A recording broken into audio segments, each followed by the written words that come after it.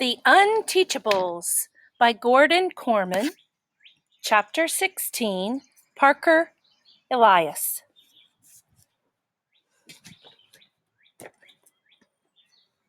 Jake Terranova.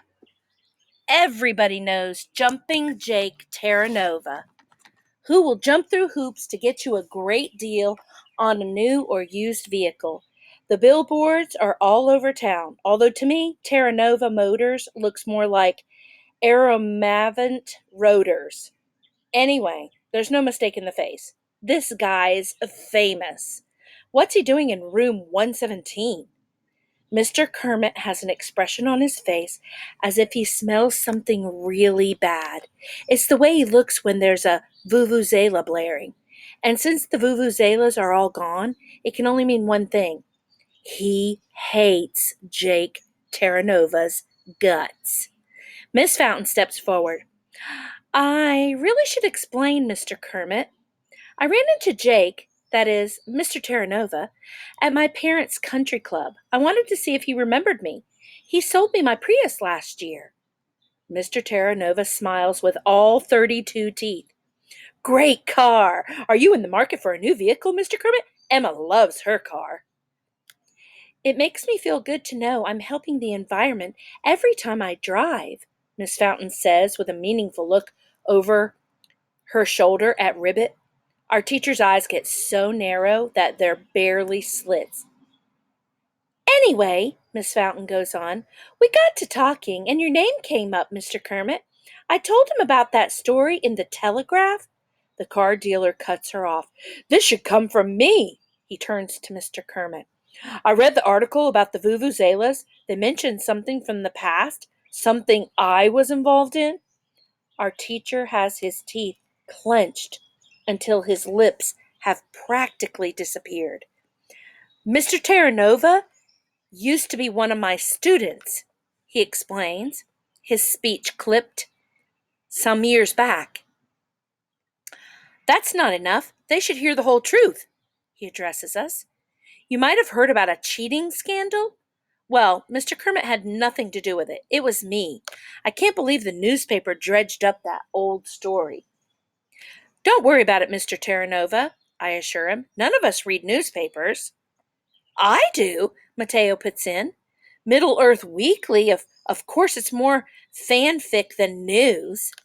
The car dealer gives him a strange look. The point is, I don't want you kids to think that Mr. Kermit did anything wrong. It was my fault. I got caught and I got suspended for it. No kidding, Aldo pipes up. We just got back from being suspended, but I didn't think it would happen to a big shot rich dude. Barnstorm snorts a laugh. He wasn't a big shot when he got suspended, dummy. He was a kid like us.